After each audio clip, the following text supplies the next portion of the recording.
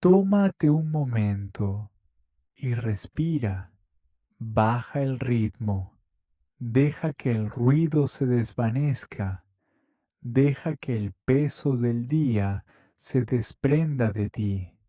A medida que nos acercamos a la Pascua, recorremos un camino que nos lleva a través de la lucha, a través de la entrega y finalmente a la resurrección. Así que, estés donde estés, ahora mismo, ya sea que te sientas fuerte o apenas logres mantenerte en pie, estas palabras son para ti. Antes de seguir desplazándote, regálame 15 minutos. Esto podría ser exactamente lo que tu alma necesita hoy. En el principio era el Verbo, y el Verbo estaba con Dios, y el Verbo era Dios. Él estaba en el principio con Dios. Todas las cosas por Él fueron hechas, y sin Él, nada de lo que ha sido hecho fue hecho. En Él estaba la vida, y la vida era la luz de los hombres, y la luz en las tinieblas resplandece, y las tinieblas no prevalecieron contra ella. Hubo un hombre enviado de Dios, cuyo nombre era Juan. Este vino por testimonio, para dar testimonio de la luz, para que todos creyesen por medio de él. Él no era la luz, sino para que diese testimonio de la luz, aquella luz verdadera que alumbra a todo hombre, venía a este mundo. En el mundo estaba, y el mundo por él fue hecho, pero el mundo no le conoció. A lo suyo vino, y los suyos no le recibieron. Mas a todos los que le recibieron, a los que creen en su nombre, les dio potestad de ser hechos hijos de Dios, los cuales no son engendrados de sangre, ni de voluntad de carne, ni de voluntad de varón, sino de Dios. Y aquel Verbo fue hecho carne, y habitó entre nosotros, y vimos su gloria, gloria como del unigénito del Padre, lleno de gracia y de verdad.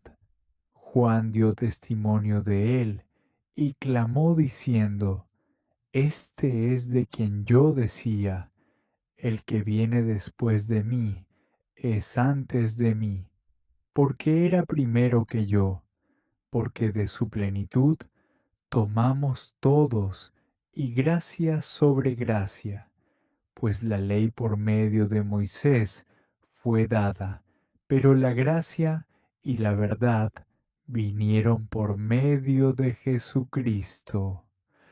A Dios nadie le vio jamás.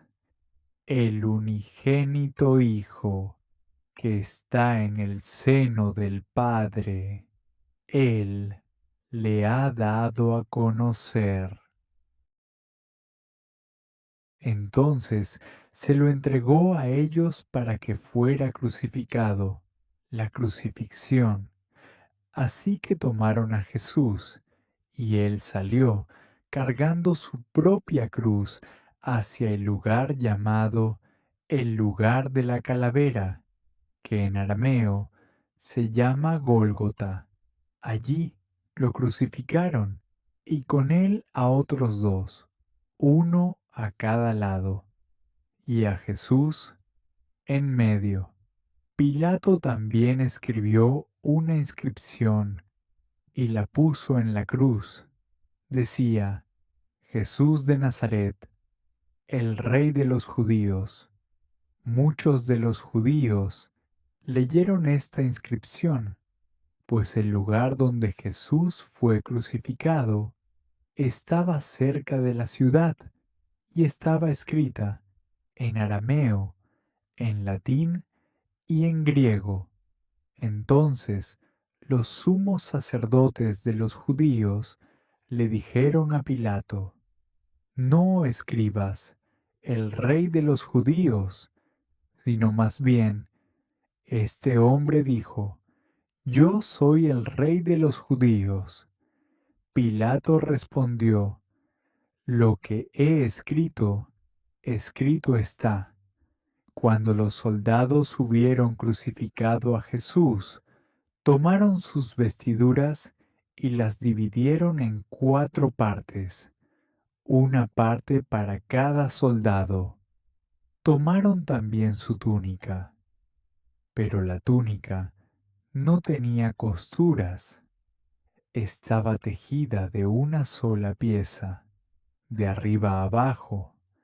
Así que se dijeron unos a otros: no la rompamos, echemos suerte sobre ella para ver de quién será.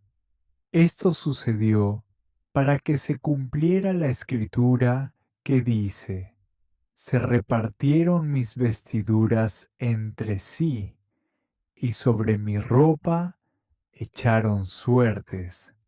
Así que los soldados hicieron estas cosas, pero junto a la cruz de Jesús estaban de pie su madre y la hermana de su madre, María, esposa de Cleofás, y María Magdalena.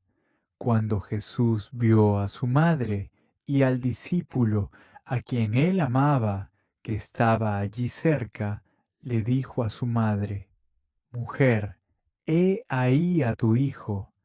Luego le dijo al discípulo: he ahí a tu madre. Y desde aquella hora el discípulo la recibió en su propia casa. La muerte de Jesús. Después de esto, Jesús, sabiendo que ya todo se había consumado, dijo, para que se cumpliera la escritura: tengo sed. Había allí una vasija llena de vino agrio, así que pusieron una esponja empapada en el vino agrio sobre una rama de hisopo y se la acercaron a la boca. Cuando Jesús hubo recibido el vino agrio, dijo: todo está consumado, e inclinó la cabeza y entregó su espíritu. ¿Qué diremos entonces? ¿Perseveraremos en el pecado para que la gracia abunde? En ninguna manera, porque los que hemos muerto al pecado, ¿cómo viviremos aún en él? ¿O no sabéis que todos los que hemos sido bautizados en Cristo Jesús, hemos sido bautizados en su muerte? Porque por el bautismo fuimos sepultados con él en la muerte, para que, así como Cristo resucitó de los muertos por la gloria del Padre, así también nosotros andemos en novedad de vida. Porque si fuimos plantados juntamente con Él en la semejanza de su muerte, también lo seremos en la de su resurrección, sabiendo esto, que nuestro viejo hombre fue crucificado juntamente con Él, para que el cuerpo del pecado sea destruido, a fin de que no sirvamos más al pecado, porque el que ha muerto ha sido justificado del pecado. Y si morimos con Cristo, creemos que también viviremos con Él, sabiendo que Cristo, habiendo resucitado de los muertos, ya no muere. La muerte no tiene ya dominio sobre él, porque en cuanto murió, al pecado murió una vez por todas, mas en cuanto vive, para Dios vive. Así también vosotros, consideraos muertos al pecado, pero vivos para Dios en Cristo Jesús, Señor nuestro. No reine, pues, el pecado en vuestro cuerpo mortal, de modo que lo obedezcáis en sus concupiscencias, ni tampoco presentéis vuestros miembros al pecado como instrumentos de iniquidad, sino presentaos a Dios como vivos de entre los muertos, y vuestros miembros a Dios como instrumentos de justicia, porque el pecado no se enseñoreará de vosotros, pues no estáis bajo la ley, sino bajo la gracia. ¿Qué, pues? ¿Pecaremos? Porque no estamos bajo la ley, sino bajo la gracia. En ninguna manera. ¿No sabéis que si os sometéis a alguien como esclavos para obedecerle, sois esclavos de aquel a quien obedecéis, ya sea del pecado para muerte o de la obediencia para justicia? Pero gracias a Dios, que aunque erais esclavos del pecado, habéis obedecido de corazón a aquella forma de doctrina a la cual fuisteis entregados, y libertados del pecado, vinisteis a ser siervos de la justicia.